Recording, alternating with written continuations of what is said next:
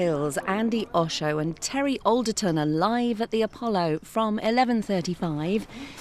But we're bang into fifth round action in the FA Cup now on BBC One Match of the Day with Gabby Logan.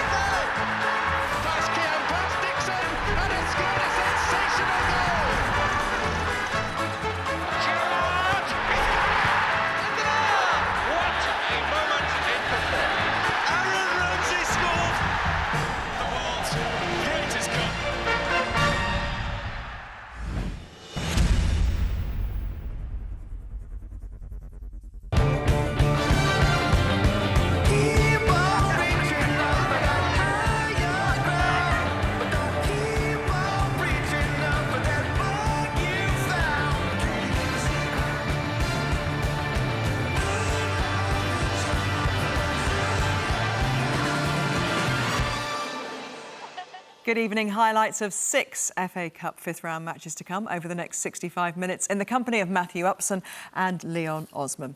First up, it's an all-Premier League tie. The 12 times FA Cup winners Manchester United travel to Huddersfield Town. The last time Jose Mourinho's side went to the John Smiths, they were beaten 2-1. Your commentator for this one, Steve Bauer.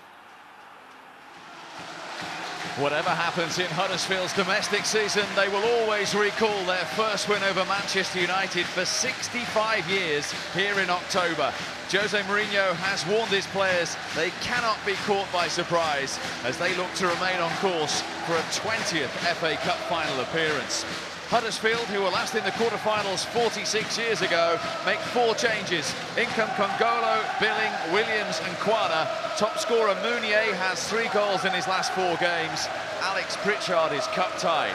After all the pre-match Paul Pogba talk, the Frenchman is ill. His absence is one of 6 Jose Mourinho changes. Michael Carrick gets only his 2nd start since September, and Mata, Shaw, Lindelof, McTominay and Romero will come in a team that still contains both Sanchez and Lukaku. So the 3rd meeting of the season between Manchester United and Huddersfield, 1 win apiece. There is the possibility there will be a 4th, of course, if this is a draw.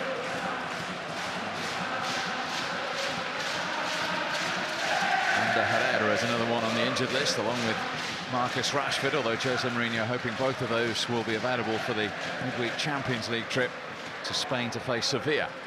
That's won by Smalling. Lukaku wanted it back from Mata, got it back from Mata. Might be an opportunity here for Lukaku. Schindler up against him. Oh, it's brilliant from Lukaku. Less than 3 minutes gone. Strength, power, and then the finish.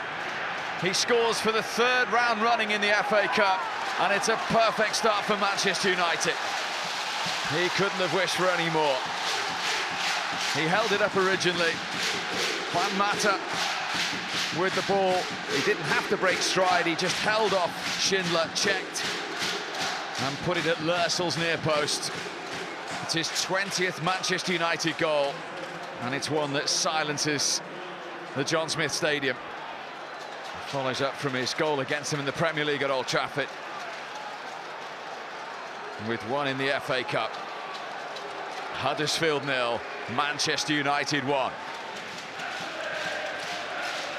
Philip Billing will get the opportunity to throw this long. It's in towards Mounier, who attacked it. Muted appeals for hands there. Williams. Ince.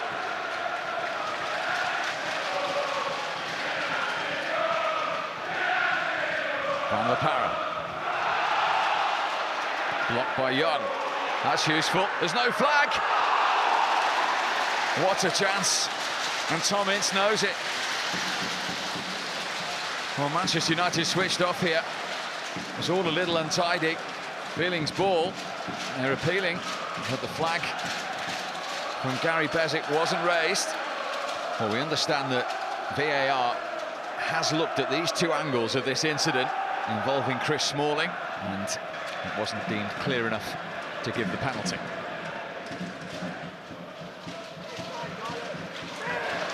And again, Huddersfield getting space down their right-hand side, trying to bend it into Ince, who almost made something of it. Well, the Swiss international knew exactly what he was doing. And Thomas Ince was a fraction away from making that a perfect delivery. Really good response from the home team after that early goal. Final minute of the first half.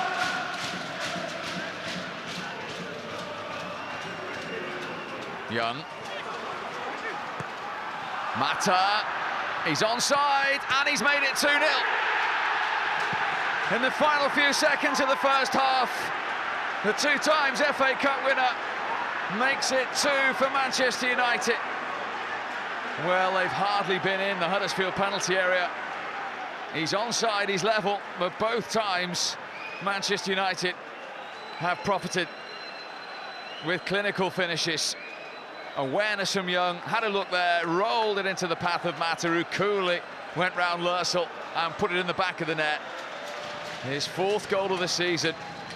And Kevin Friend, he's just waiting for VAR confirmation, as is the rest of the John Smith Stadium. It will be the offside decision, surely. The conversation continues, as does the tension. Neil Swabrick, the VAR referee, back at Stockley Park, analysing this. And whether Matthew Wilkes, the referee's assistant, got it right. And Neil Swabrick says he didn't. And Mata's goal will not count. Well, these are the pictures that VAR watched to make their decision. They're not particularly scientific, are they? Or indeed conclusive. Not a straight line amongst them. He was told he was leaning offside and he ruled the goal out.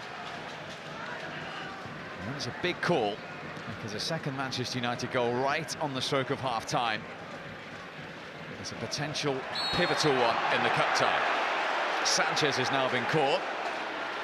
The added time has been extended, and it's a Manchester United free kick. That was Huddersfield. This is likely to be the last action of the first half.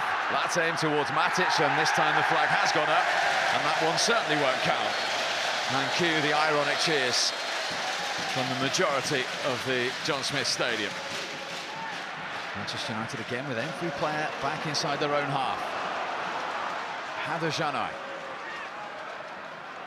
on loan from Ingolstadt. Ince. Quana. Huddersfield's pull back. Good work from McTominay, cleared only as far as Williams. Was he caught by Sanchez? He was. It's another Huddersfield free kick.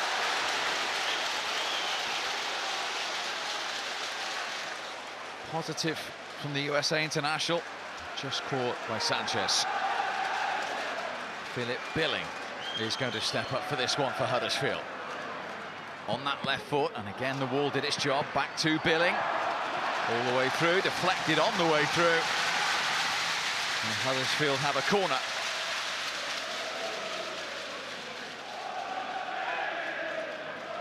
Van La Parra with it. Cleared from Smalling only as far as Billing. Manchester United try and counter. Sanchez, what a fabulous ball. Lukaku right the way through here. Can he get the shot in? Oh, he can. Devastating break. 10 minutes into the second half, Lukaku has his, and Manchester United second, assisted by Alexis Sanchez. All from their own penalty area. Look at the awareness of Sanchez here. One touch, and the second one is in his stride. And he still had plenty to do. But it was a calm and collected finish from Romelu Lukaku. 11 goals in 13 games in his FA Cup career now.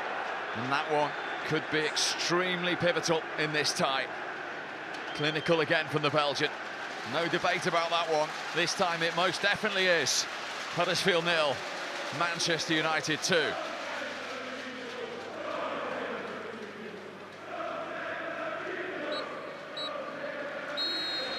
Manchester United safely through to the quarterfinals in the end. 2 goals from Romelu Lukaku, the difference for Jose Mourinho's team. And it won't just be the initials of FA Cup up for discussion. Those 3 letters of VAR will be as well. Huddersfield 0, Manchester United 2. If the decision is right, I'm super happy with that, even if the decision go against me. Was it, do you think, today? Was it right? I don't know. I just heard a few comments. What I'm saying is that if the decision goes against my team, but is the right decision, I'm very happy with that, because what I want is the truth, and sometimes goes against my team, sometimes will go in my team's favor. But I heard some comments that maybe the one that was right was Matt, the linesman, and not the studio. No, I said this to Jose immediately when the referee made his decision. However this decision now will be, I don't like it. Yes, the decision was in our favor, and we stayed in the game because we were not 2-0 down, only 1-0 down short before halftime. But this video assistant referee, from my point of view, maybe I'm too traditional, but this killed the emotion of the game in these situations, and this is why I don't like it. I'm up for the VAR, to be honest, and I think it's good for football, especially to make important decisions and make it a little bit fair. But it seems like today it was not very clear, the decision, and luckily it was against us, against me. Good thing is that it was not needed, that goal, because we won anyway. But I think we all wished it was quicker. What can we do? I think it's an experimental period. In Portugal we have it in every match of our Premier League, so I am quite familiar with what the VAR is bringing, good and bad. They have to kill the bad and make it perfect, because everyone that loves the game, I think, loves the truth. So here we are talking about VAR again. It's where we're going to begin our chat. But the first thing we should say is we'll get on to the application in a moment. The decision ultimately was the right decision by the letter of the law. It's close, but yeah, they do get it right. And, you know, if you're going to use it, you have to make sure that you do get the decision right. And, you know, as you can see, as Ashley Young travels down in the wide area, he's just about to play the ball. You know, you can just see as it's stopped and analysed that Juan Mata is slightly, albeit very close, slightly offside. So ultimately they got to the right decision. However, the way it was projected and the way it appeared on screens from the broadcaster tonight in the UK was not good. It didn't look very professional. It appeared with wiggly lines. And Matthew, that's not what the Premier League wants the world to see from this cutting-edge technology. No, I mean, it's a problem that will and has to be tidied up. I mean, they make a statement saying these lines weren't used for them to determine the decision, but that's what we saw. So as the public watching the game live, if you see in those lines, it's not filling you with confidence in the VAR. Yeah, the images that came from Stockley Park, which is where the footage is all reviewed, were actually looking at footage that had lines, straight lines like this. This is what they've shown us afterwards. However, as you say, that's not what was shown to the world. The other thing, of course, is as well, even with that line through it, they're almost as near as damn it level. There's about a centimetre of knee there. So if you two on another Saturday night 10 months ago were seeing that linesman make that decision, you'd have been quite happy for that goal to stand from the naked eye. Oh, absolutely. It's so close. It's difficult for the linesman to see. Nobody would say, oh, give the linesman any grief for not getting that spot on. But it's so close again that he didn't call for it. The referee didn't call for it. The decision to review it came from Stockley Park. Are we chasing perfection now that is potentially hampering the game in terms of slowing it up and spoiling those moments? Absolutely, but for me, this is my biggest fear with VAR. The game isn't perfect. Jose Mourinho alludes to the fact we need to make this system perfect. How can you make it? But the game isn't played in a perfect environment. It's got so many different moving parts that these type of decisions, even if we freeze frame it like we have, you still have an imperfection of whether you can call it onside or off. And for me, it just brings a negative part to the game. Certain decisions, we spoke about goal line technology, those type, they're very clear, there's lines and they're quick. This type of decision for me is a difficult one to use VAR on. As Wagner said, it slows the game down, it takes momentum from the crowd, and sometimes that's not always a good thing. Let's talk about the match. And ultimately, whether that decision was right or wrong, it wouldn't have affected the result, just the scoreline. You were quite surprised the way Manchester United, well, Jose Mourinho set Manchester United up tonight. I was. They played very deep. They allowed Huddersfield to have a lot of possession, and they played on the counter-attack, which you wouldn't expect from Manchester United. But when you do have weapons and ammunition like Romelu Lukaku and his pace, you do have the chance of scoring goals like that. Yeah, it was almost as if United wanted to draw Huddersfield out to get the space in behind. And Jurgensen just goes tight there on Lukaku, which is fine. Schindler's aware of the space. But the reaction of Jurgensen, once Lukaku lays the ball, he's more hungry for that. He knows where he's going. He wants to get in behind. Schindler manages just to get there, but his running full pace is very difficult to turn there. And here we go again, United playing on the counter-attack. When they went there in the league, they lost 2-1. They ended up having 77.9% possession. Today, Jose Mourinho changed that. They let Huddersfield have the ball. They had 45% possession today, but won the game comfortably. And this is why. You see the pace, the power of Lukaku, the space to run into. Great ball by Sanchez. And even with a couple of what you'd call bad touches, he still had the time and space to put the ball in the back of the net. Mourinho won't care about those statistics, though, will he? He cares about results. He's in the results business. Absolutely. I have to respect the fact if he has looked at that and decided to play in that style, he's gone there and got the result, and they're through to the next round of the Cup, and that, for me, is smart management. And a quick word on Paul Pogba, who was due to be in the team today and this morning was pulled out because of illness, but obviously things aren't going brilliantly for him and his manager at the moment, are they? And the word in France is that he's not happy about the way he's being played by Manchester United and Mourinho. Well, for whatever reason, things aren't going great. Sanchez has come in, maybe that's upset the apple cart and upset where Pogba sees himself at Manchester United, I'm not so sure. But for whatever reason, things aren't all sweet at Manchester United for Paul Pogba. Manage all those personalities somehow, though, haven't you? Absolutely. I think it's a key and one of the most difficult parts of managing players of that value and with the money that's invested in them to keep everyone happy and to manage them properly. You know, it's a big challenge for the manager. Thanks for the moment, guys. Well, there was another all-Premier League affair at the Hawthorns where two relegation strugglers went head-to-head. Southampton won this battle in the league 2 weeks ago. Since then, West Brom have been embroiled in Taxigate. Commentary comes from Robin Cowan. Respite from relegation worries, at least for this weekend. An FA Cup tie might not be top of the list of priorities, but if there is a winner this afternoon, it'll only be a positive for the victor, with both sides finding wins hard to come by this season. It's been an eventful week for West Brom, major changes in boardroom level, and then a warm weather training trip to Barcelona that resulted in 4 players being spoken to by the Catalan police for allegedly stealing a taxi. 2 of the newly named Cab 4 start today in Gareth Barry and Johnny Evans. 9 of 11 that won here at the Hawthorns 2 weeks ago for Southampton and named in the starting lineup today. Nathan Redmond is handed a first start since Boxing Day. A significant day for West Bromwich Albion Football Club. 50 years ago today, they played Southampton here during their journey to the final of the FA Cup, which they won back in 1968. It's a nice play, Ryan Bertrand. Cross just over Ward-Prowse, here's Cedric. Corner kick to Southampton. James Ward-Prowse with the delivery. An outswinger. Oh, and it's 1-0 to Southampton! Wesley Hoot, with his first goal for the club, found acres of space in the West Bromwich Albion penalty area to sweep home. A brilliant start for the Saints. It was a good delivery, but there was no one within 3 or 4 yards of Wesley Hoot. He'll never score an easier goal than that. And that is exactly what Alan Pardew and West Brom did not need. Kukowiak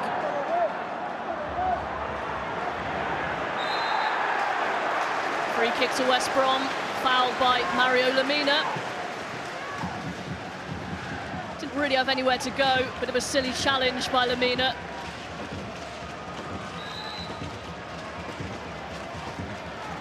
Here is Rondon, deflected over the wall. And it will be out for another corner kick to West Brom.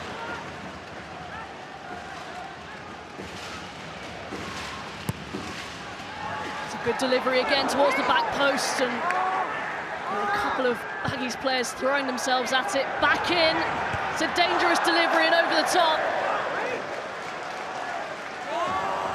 Dawson with the late run. That was a chance. Well, I wonder what's going through his mind at this very moment. Been a tough week for Alan Pardew. Højbjerg. Nice ball, here's Cedric. Stands it up. Safety first from Matt Phillips. James Ward-Prowse. With the dead ball once again. Oh, it's gone through everyone. Is it a second? What a mess from West Brom. Wesley Hoot got his first goal for the club. Højbjerg will feel like he should have done the same here.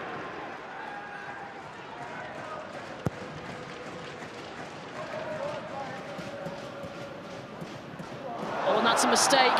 And here comes Jay Rodriguez. Did take a deflection. It will be a corner to West Brom, but they were nearly gifted an equaliser. And Hoot, the goal scorer, nearly let in Rodriguez.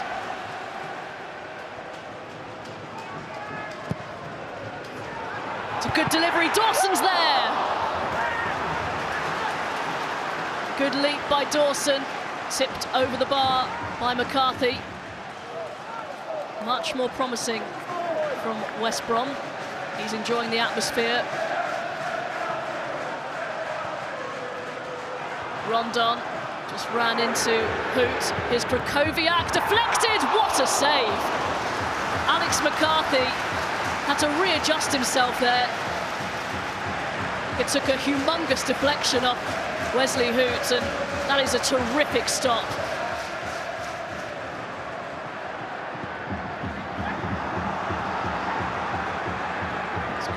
Carrillo, here's Dusan Tadic.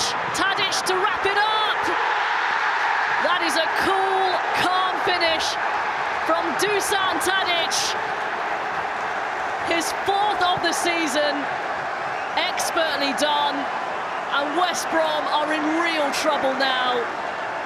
Carrillo did really well to hook this into the path of Tadic, and you've got to say that's poor from Krakowiak. Didn't get the challenge in, and Tadic, that is a sensational lob. Beautifully done, and it's a long way back from here for West Brom. It's been a fairly tight game, really, but Southampton have taken the few chances that have fallen their way. Rondon! Tremendous goal by Solomon Rondon to get West Brom back into this FA Cup tie. That was probably the hardest chance that they've created, and he's taken it. A pinpoint perfect ball. Rondon taking it first time. Powerful and on target. McCarthy, no chance. That is fantastic. West Brom 1, Southampton 2. And we have a cup tie on our hands. Tadic goes over under the challenge. The referee waves play on. Here's Rodriguez. The referee's given the free kick West Brom's way. Rodriguez sandwiched between Højbjerg and Lemina. Barry looking for Dawson. Wants the corner kick, and he's got it.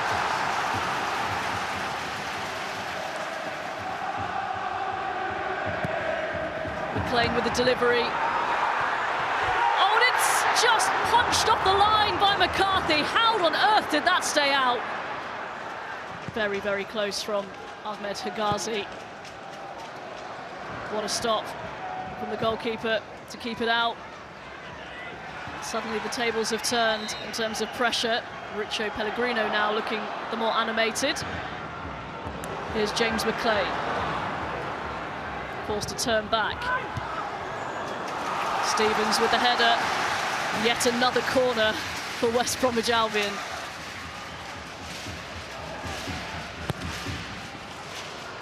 It's a deep corner. Higazi.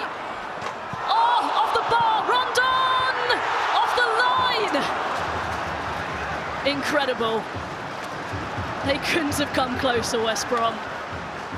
Ryan Bertrand has saved Southampton from conceding another. West Brom head in hands, be wondering how on earth they're not level. I didn't think we was great first half. You know, we'd had obviously a week of not what you'd really wished. But second half we showed a lot more confidence and we really pushed Southampton. It's important for us for many reasons. Obviously the first one will move to the next round, and in one game we have had this possibility, we did.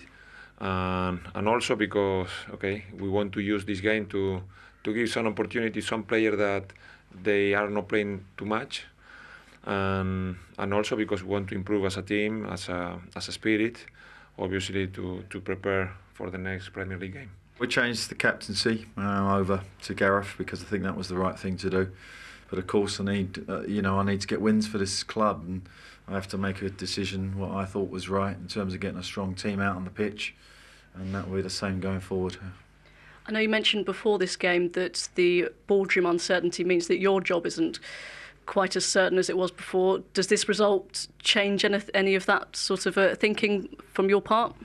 Well, that's not a decision for me, but you know, in terms of the team and how the character they showed, and our fans, by the way, they were brilliant and showed the loyalty they have to the club, and now we have to show our loyalty by doing the work as best we can this week and try and get ourselves a result in the league. We'll get on in a moment to what's gone on in the week with them and what the ramifications might be for Alan Pardew himself. But actually, with all that and, you know, what had happened, we expected perhaps West Brom to come out in the first half with a little bit more intent, and, you know, the crowd that were there weren't getting on their backs, and perhaps would have expected them to come out with a little bit more purpose. I expected a quick start. I expected them to be on the front foot, be in the face of Southampton and make a game of it, but it was anything but. Southampton started much better. West Brom was sloppy. You know, things we expect them to be good at, defending set pieces. Dawson's marking Carrillo. Macaulay's marking Holt. Man to man. You know, and all you have to do is stay with your man. A little bit of clever movement from Southampton, from Carrillo. Catches both West Brom defenders going for the same man. And Hoot has an easy tap in. You'll not score an easier goal for a centre half attacking a set piece. And then we moved on into the second half. West Brom tried to start quickly, but, you know, still sloppy. They committed too many men forward. Southampton counter-attacked. Macaulay, finding his team out of position, has to go and win that first one. Higazi's over. If he's over, he has to win that second one.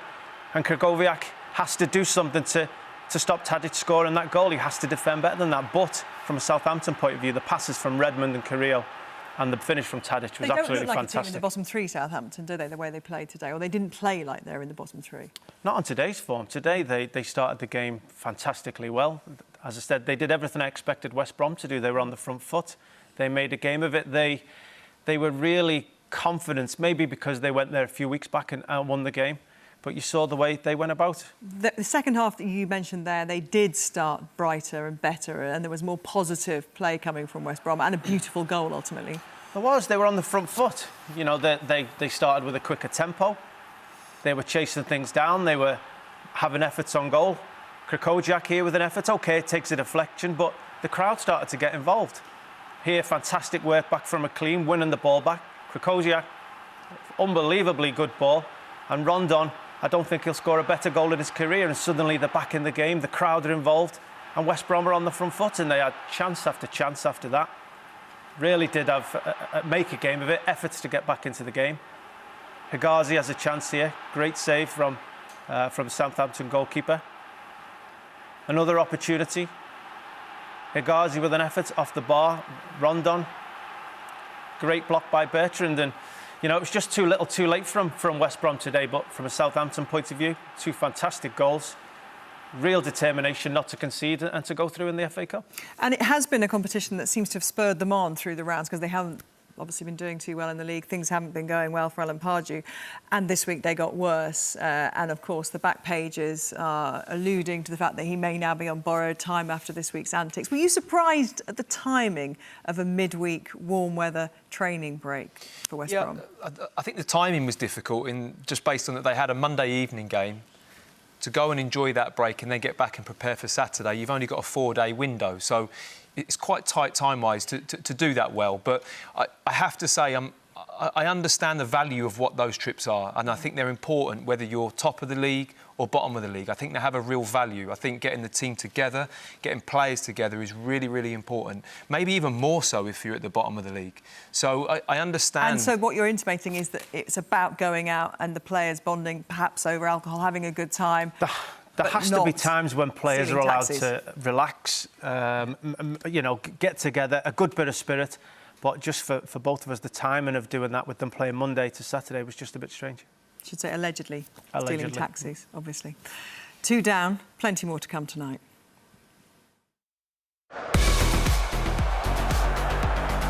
March balls it back, Baldock off the woodwork. Oh, and it must be Van der Horn, what a save. What a save from Schmeichel. Well, hit it off against the post. Next to the Amex and back to the 80s. 1983 finalists Brighton take on 1987 winners Coventry City, who are aiming for a second Premier League scalp in the competition this year. Jonathan Pearce does like to be beside the seaside. Enjoying the south coast, early spring sunshine, 4,500 Coventry fans recalling the epic final 31 years ago. Dream of creating more history here. Having beaten Stoke in round 3, the lowest club left in the competition looked to become the first team ever from the 4th tier or below to knock out 2 top-flight sides in the same run since the old 4th division was created. Record signing Dutchman Jurgen Locadia makes his Brighton debut. He netted a hat-trick on his PSV Eindhoven debut. And Leo Ochoa starts for the first time since rejoining the club on loan from Leicester. Only March and Stevens started last weekend at Stoke in the league. Mark Robbins, that Manchester United Cup saviour of Sir Alex Ferguson, is missing the experienced Michael Doyle injured. But Jack Grimmer, who scored against Stoke, is fit again. 4 changes in all from midweek defeat at Colchester. Their 3rd in a row. 18-year-old Tom Bayliss scored that night. He's one to watch for the future. Johnson Clark-Harris on loan from Rotherham gets his first start. One of 8 players aged 24 or younger in that side.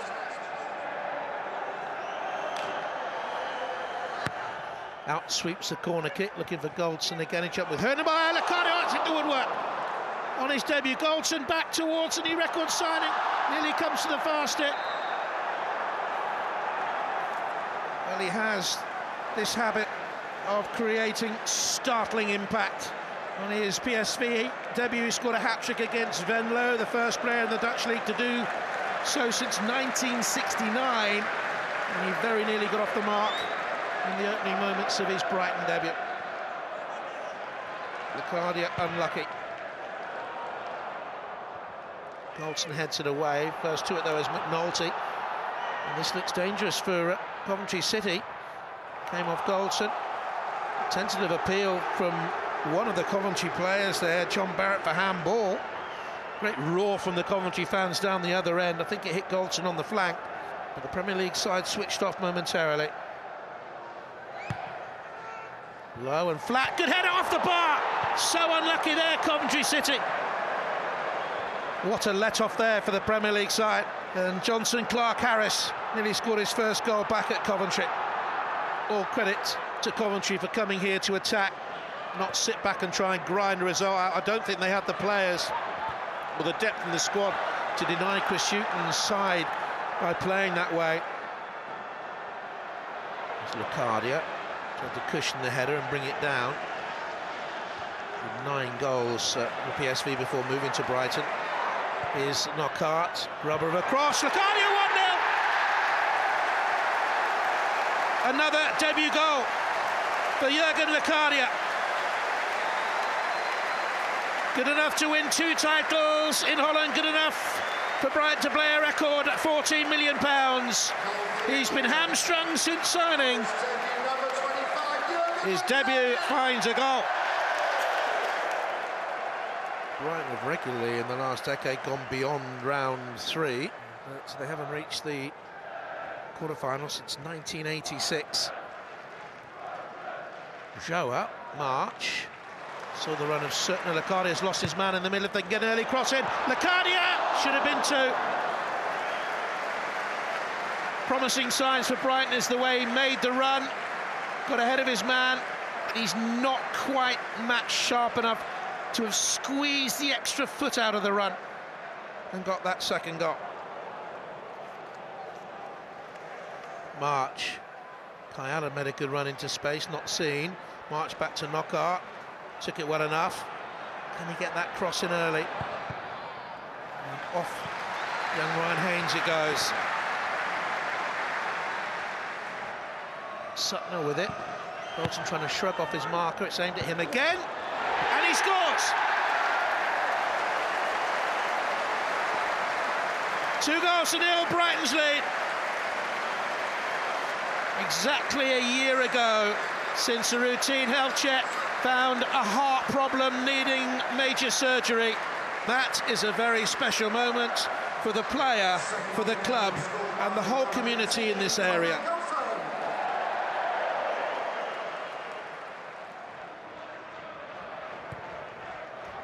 Goldson with a header. That's not a bad piece of control, and a fine effort there. Really good effort by Josh Barrett. Brought it down well, kept it moving, and looped the shot just wide. He's 19 years of age, Barrett, and only his 4th game for the club. Brighton have let too many home points slip away this season from positions of advantage. 14th in the Premier League table at the moment, but they would have been a lot higher had they put games to bed here that they should have won. Here's March, deep cross. Knockaert should keep it in. He's got Lecadia again pulling away from the defender in the middle. Bruno, Ochoa! His first goal since his return. Lovely centre forwards header. The game is safe. Credit to Knockaert for keeping it in. Good delivery from Bruno, brilliant header. An hour play, Brighton 3, Coventry 0. To Clark Harris. And now Bayliss. It's a decent cross. Clark Harris, oh, he's flicked the woodwork again. How unlucky. Now Barrett. Haynes. Johnson, Clark Harris really deserves a goal. Bayliss just flicked in the cross really, and it was barely a touch. And for the 2nd time in the game, he hits the woodwork. He's been a real handful for the Brighton defenders. Still only 23. That's high from the back, up towards Johnson, Clark Harris. It misses him. Goldson with the header. Back to Johnson, Clark Harris. He's deserved that. Long ball up, the set-up by Ponticelli, and there he was. Oh, fully deserved. And one of the biggest cheers of the day. 76 minutes gone. Coventry gets a consolation, no doubt. But it was really well taken. Oh, the Coventry City fans have come in their thousands. 4,500 of them, and a goal to remember. Really good atmosphere, has been all the way through. Brighton could get another here. March balls it back. Baldock off the woodwork. Extraordinary. Both sides have hit the woodwork twice. Well, it was so nearly a 4th for Brighton. Didn't do much wrong. Aimed it, tried to place it, hit the angle of post and bar. This is a good run, and a dangerous cross come in, and it's bounced back kindly to Nicky Menpar after another good run by Johnson Clark-Harris. His cross flashes into the middle, deflected kindly here for Brighton, but it's Brighton's day in a first quarter-final since 1986, and Brighton through 3-1. Really pleased. I thought that the application was exactly what you need in this type of game. We had to fight hard for it. We're up against a Coventry side that I know they've dropped a little bit in the last sort of couple of weeks, but have had a good season and probably showed why they are in a position or the season that they've had. We've had a real good go. Certainly the second half. I thought the second half was better. We got a bit more of a foothold. We've got our goal. We've hit the post. Johnson Clark-Harris has had a shot that's been saved at the end by Tim Krul, and we go back with our heads held high, although we're out of the competition. It's been a brilliant run. The supporters have backed us to the hilt, and have enjoyed it. And hopefully we can now finish our season off on a positive note. So Brighton in the quarterfinals for the first time since 1986, Matt, and a lot of positives for them today, actually, and a good performance overall. But for a debutant like Jurgen Locadia to score when you're a record club signing, it must be a great feeling to put in a performance like that. Absolutely. I mean, I think it was his first shot on target for the club he scores with, but I mean, he shows here how sharp he is in the box. It's a great, improvised effort there to hit the crossbar. And all first half, Brighton were fabulous from their set pieces. Here's his goal. I mean, Knockaert almost kind of scuffs the cross, but just his little movement here, just to pull off from the defender. And it's a lovely finish struck into the bottom corner. He's really shown his quality in front of goal. This one, again, he makes this little pullback. He doesn't rush along the line of the defenders. He knows where the space is. He just doesn't quite get the left foot finish on the end of it. Running along behind, it's a great little pass through from the midfield, but he's shown he's got the cleverness to make that movement in and around the back four. This one I love, just because it just shows his desire to want to get in the box. He's got about a 3-4 yard deficit there, but he makes it up just through the aggression and the desire to want to get there and score, and probably should score once he gets there. Another left-footed effort, just on the move. Left or right foot shooting was good. I mean, Coventry just could not deal with him all game, and it was an outstanding debut for him. Another effort here just to get in the box, just to show that desire. Once he lays it off, he doesn't want to stand still. He wants to get in the box and score goals, and it's a great addition for Chris Hughton. And Coventry, Mark Robbins there said they've had a good run. He's been pleased with what it's done for the team, a young team, and some real positives for them. Johnson Clark-Harris, one of those. Yeah, I think he's on loan from Rotherham, and he had a great afternoon. He hit the crossbar with a glancing header. He timed it brilliantly, and his finish for the goal, with his laces on the half volley, was a real class and was a real bright point for Coventry. And we should just give a word as well to Connor Goldson, who, of course, just last March was having open heart surgery. So to see him back on the score sheet just a couple of games into his comeback, also great news. It's great to see players coming back from those kind of injuries, and all credit to him and the medical team at Brighton. To be back playing is a great thing. Thank you very much. Former Sheffield Wednesday manager Carlos Carvajal returned to the club. He left on Christmas Eve with new side Swansea City. His record going into this one, a single defeat in 11 matches. Pretty good. Alistair Mann was at Hillsborough. Carlos Carvajal returns to the club, who didn't really want to sack him, well aware of the crippling injury list which blighted his third season in charge. His successor, Jos Luhukay, has inherited the same list of absentees, but makes 6 changes to the side which beat Derby on Tuesday. Among the 5 who remain, George Boyd, who's the only man in either starting 11 to have played in an FA Cup final. 6 alterations also for Swansea, whose plans were disrupted when Alfie Mawson was injured in the warm-up. Cal Norton takes his place. Connor Roberts is the only replacement who wasn't in the 18 last weekend, but he's been an ever-present in the Cup so far. Sheffield Wednesday usually deploy 3 centre-halves and 2 wing-backs. It's certainly the system they have, but already it's a positive start for them. And in many ways, Adam Reach maybe should have put them in front. Just appeared as though the angle was getting tighter and tighter for Reach, and it just brushed off the fingers of Nordfeldt.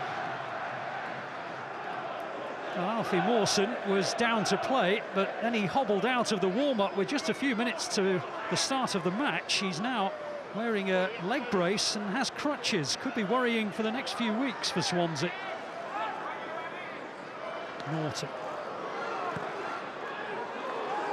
Well, took a deflection. His shot never looked like it was going on target, but at least the hosts are now going to have to defend a corner, and they've not had to defend too much in the match. Van der Horn then tries to get to the resulting corner, punched away by Dawson. In by Carroll, cleared by Venancio. Back in towards Abraham. But an easy one for Cameron Dawson. Now, was there a push on Abraham? Poodle's challenge behind the Swansea striker. Well, that's a penalty, isn't it? I suspect, had there been VAR, and there isn't today, they would surely have had a penalty there, Swansea. Tackle by Carroll. Now Abraham.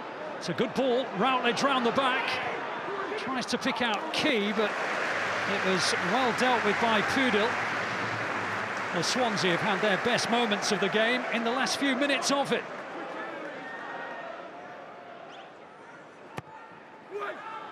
Key's delivery from the corner is cleared by Nuiu. Norton. Oh, and it must be Van der Horn. What a save! That is outstanding goalkeeping by Cameron Dawson.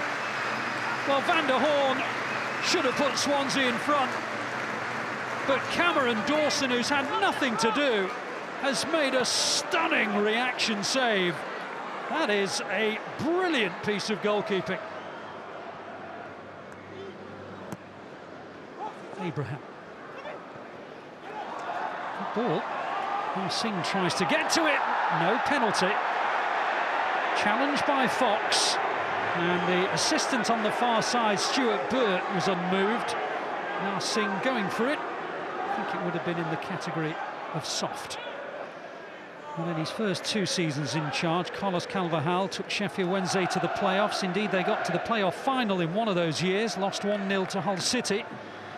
His 3rd season, beset by injuries, was not in keeping with what had gone before.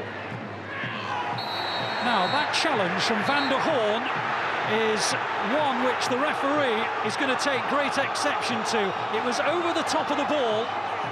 Van der Horn is relieved that it's not the colour of his shirt. And when you're over the top of the ball like that, there is a chance you might get red carded for it. Norton. Carroll. Dyer. Ayew. Dyer. Ayew again. It's good football from Swansea. And arguably the best move that they have constructed all game. Dyer and Ayew, the 2 substitutes for Swansea, combining sweetly. But Ayew couldn't quite get the shot out from underneath his right boot. Venancio. Pelupesi. Hunt. Nuiu. Pelupesi. Nuiu, lovely from him. Still going, Nuiu. And he brings the save out of Norfelt. Well, he's such a popular player among the Wednesday supporters. He's a pretty personable bloke off the field as well. And on the field, he's been probably Sheffield Wednesday's most likely to score today. Norton. Just got caught from behind Norton as he tried to escape Wallace's attentions. Well, both sides are about to make a substitution here. Klukas is replacing Olsen, just in time for this Swansea free kick, which Bartley will get to. Oh, goodness, what a chance that was. Oh, he knows it. All it needed was a touch, and Swansea would have been in the quarter-finals of the FA Cup. A crowd of around 20,000 in Hillsborough, most of whom would just love the prospect of an FA Cup quarter-final. As Nuiu lays it off to Zhao, and back to Nuiu again, and now Reach, what a chance right at the end, and Zhao gets to it, but he's offside! Whoa, what an opportunity for Sheffield Wednesday to take their place in the quarter-finals of the FA Cup for the first time since 1997. They had a chance early in the first half. They've now had one late in the second. Reach involved in both, but his pass just catching Zhao offside. Zhao couldn't bundle it in anyway, but even if he had have done, it would still not have counted, and we're surely heading to the Liberty for a replay. First, let me say thank you to the way that the fans receive me, the staff, the managers, the players. Is the beauty of the football. Is the nice part of the football. Is the football that I dream all the time. Is these kind of things. I'm very proud of my team. They give every day and every game try to 100%, and it enjoy me what I see, and I think also our fans. So yeah, we must try to come in the next round. Nothing more. It's a score that nobody wants. So the repeat game is something that we don't want, we don't wish, and also I believe that Sheffield Wednesday the same, because we are involved in competitions with in a very hard competition, and this game is one extra game. That was not a classic, was it? It wasn't a great 90 minutes of football, but referee Paul Tierney might be a little bit disappointed with his decision on 2 incidents which should have been penalties. I would think so. I mean, for me here, Swansea deserve a clear penalty. Poodle's just locked into Abraham in the box. It's pretty standard. Abraham's in front of the goalkeeper. He wants to be a nuisance, which he is. And then Poodle just shoves him straight in the back. He's not made any attempt to play the ball. The only thing I can think of is that the referee just gets a little bit confused with the goalkeeper, that he's in and around it and thinks that he might have nudged him. But for me, look at the shove there that Poodle makes. It's just a clear penalty and something that he missed. He gets one on the nose from Dawson in the process, doesn't he? Yeah. And then there was another a little bit later on as well, which was fairly clear-cut. And I think this one's a penalty as well. Fox is marking Narsingh in a good position, but Narsingh spins and Fox just doesn't match the run. And, you know, once he gets goal side, the defender should respect his position. Referee's got a good view of it, but Fox just has a swipe of it. And, you know, I think when you do that, you make contact with the player in the penalty area. I think you're giving a penalty away. And, you know, I think Sheffield Wednesday got away with one there, and the ref missed it. Wasn't exactly a fox in the box there, was he? It was a very good day, though, or he'll come away from that feeling very proud of himself. Cameron Dawson with a save that we should relive. Yeah, there wasn't much to talk about in this game, but I think we have to talk about this save. It was special. It's a great little ball from Norton here. He just clips it in there. Van der Hoorn thinks he's done everything right here to score, which he has really, but the reaction from Dawson, it's a fabulous save, you know, close range reaction. You can't ask for more from your goalkeeper. Just look at Van der Hoorn there. To push it over the bar is a fantastic save, and Van der Hoorn just cannot believe what's happened. Can't believe he's not scored. OK, coming up this weekend, live Sunday afternoon football for you on BBC One tomorrow as Rochdale take on Tottenham. It's a repeat of the 2013 FA Cup final on Monday evening as Wigan host Manchester City. Barcelona go to Chelsea in the Champions League on 5 Live on Tuesday night. And you've not got long to sign up for this year's People's Cup. Real Sociedad versus Chewbacca the Net. Borussia Teeth versus Cameroon Diaz. Bayern Munich versus about to get Messi. The FA People's Cup is the nation's most inclusive five-a-side competition and is open to all shapes and shirt sizes. To register your team, visit the Get Inspired website. Sign-up closes midnight on Sunday, so get your entries in. There were 2 matches under the Friday night lights, and we kick off at the King Power.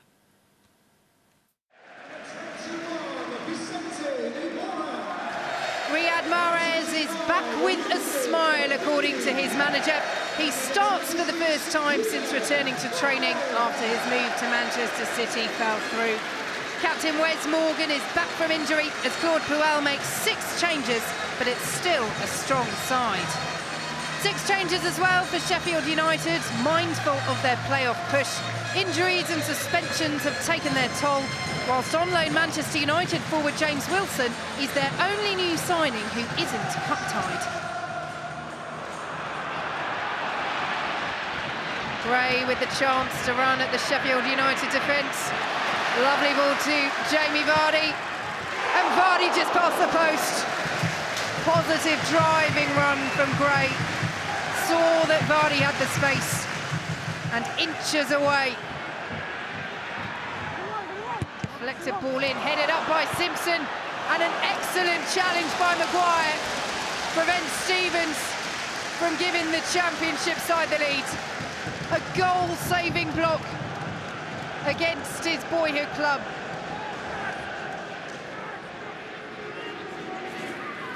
Mahrez through to Vardy, flag stays down. Well saved by Blackman. The combination of Mahrez and Vardy linking up again. Stays onside. Blackman out sharply.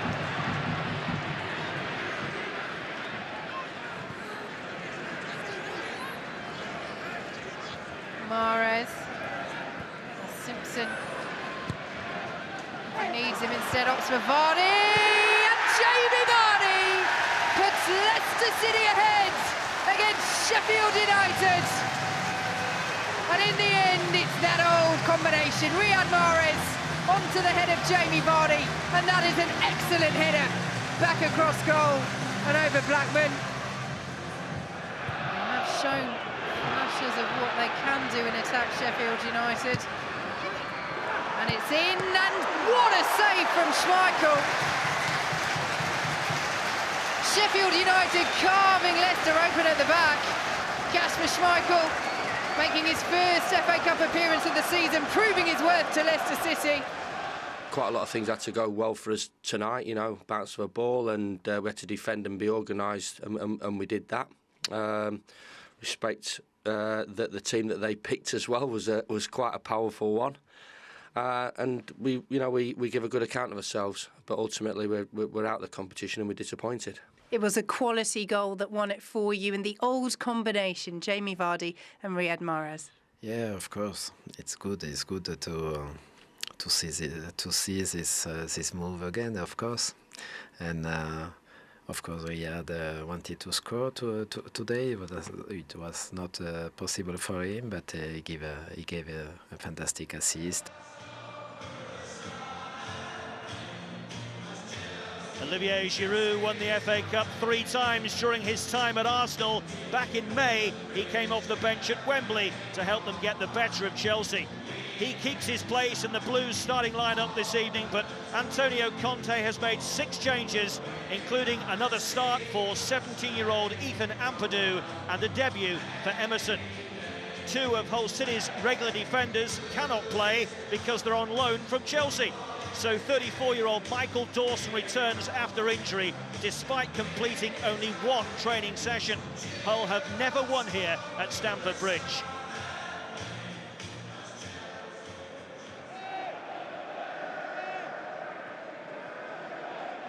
Hull City's victory against Forest on Saturday, their first in 2018 in the Championship, as Willian gets the shot away. Oh, what a shot, and what a start for Chelsea. Under 2 minutes on the clock, and the returning Brazilian Willian settles Conte's nerves.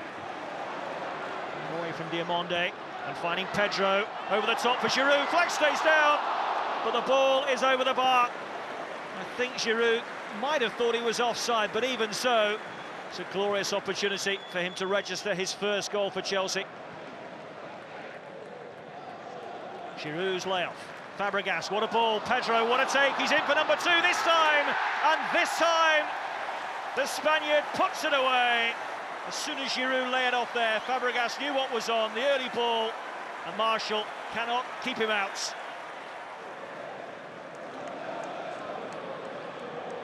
And Giroud is too strong for Stewart.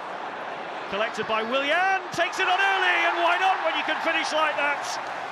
Quite brilliant from Willian.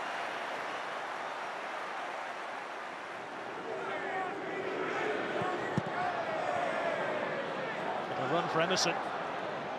He's got away from Myler, and it's in. And Olivier Giroud has his first Chelsea goal. And you sense there'll be plenty more in Chelsea blue where that came from.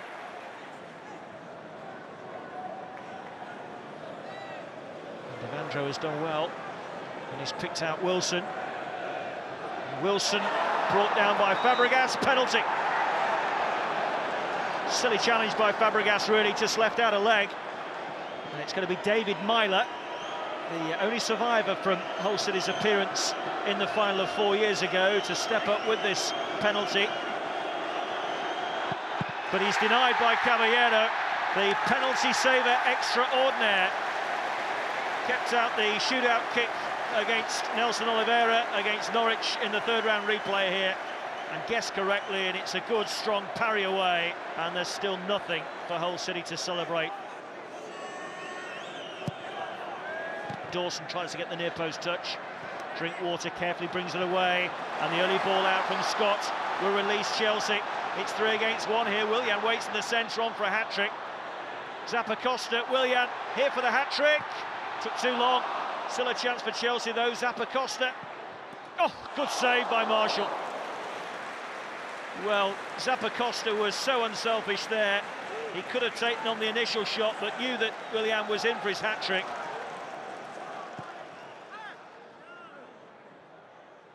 It'll come out as far as Drinkwater. Got over that well, and it's a good save from Marshall. And it's an awkward bounce for Drinkwater, but he kept it down. Hudson-Odoi, Willian. May as well hit it. Oh, against the post.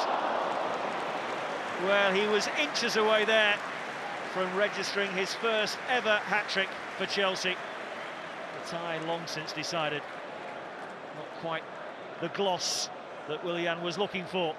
We knew it was going to be a tough ask, but you could see some of the flair plays they've got that exhilarate. To watch them live and close up and personal as we did today, we've probably given a little bit. We weren't close enough to them at times as well in the first half and in the middle of the pitch. Second half, total different story. Keeper's made a good save from David Myler. Disappointed we've not actually gone and scored some goals in the second half, but good character shown from the players. On Monday, we won an important game in the league after 2 bad defeats. Today we won an important game in FA Cup, and now we have another important game in Champions League. I repeat, we'll try to do our best, and then at the end of the game, we'll see what happened. As David Myler prepared to take the penalty, you just had a quick word with him. Can you tell us what you said? Because it was effective. I said to him, "You're gonna miss." He said, "No, you're crazy." I say, "Yeah." I say to him, don't kick in the middle, because Willie don't move, he stay. He say, "Yeah." I say, "Yes." And then when he miss, he come. I say, "I told you." Great performance by Chelsea, and that man in particular, Willian, you want to focus on his performance. Yeah, fantastic performance. He doesn't always get the credit he deserves playing alongside Eden Hazard, but he had a real chance to shine, and he took it only a few minutes into the game. Picks the ball up, dangerous position, shows a good bit of skill, and what a fantastic finish with his left foot. And here he is again with finishing with his right foot. He picks the ball up, finds himself in a bit of space, and what's fantastic, he doesn't seem to shoot. He passes the ball into the corners with pace, and it's fantastic. I think his pace is a key asset. I mean, look at his pace here. It's almost like he's got a little afterburner going on. He just hits it, and the speed that he has. And like Leon said, for a defender, it's an absolute nightmare, isn't it? He faces you up. He can go left foot or right foot. To play against that is so difficult. He's going to need to be on form against Barcelona. Well, he won't be the only one. I think there's a number of players that need to be on form for Chelsea in that game, but it's a fantastic game for them coming up.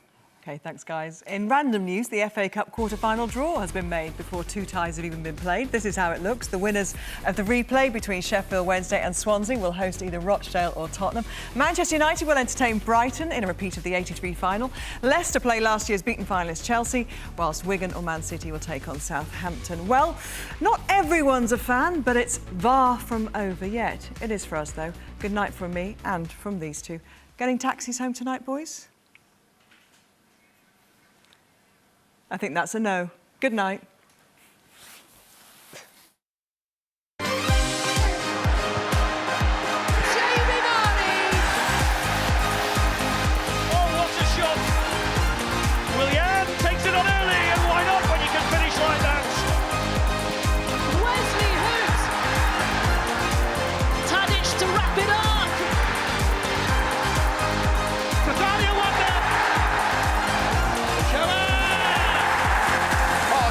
Lukaku.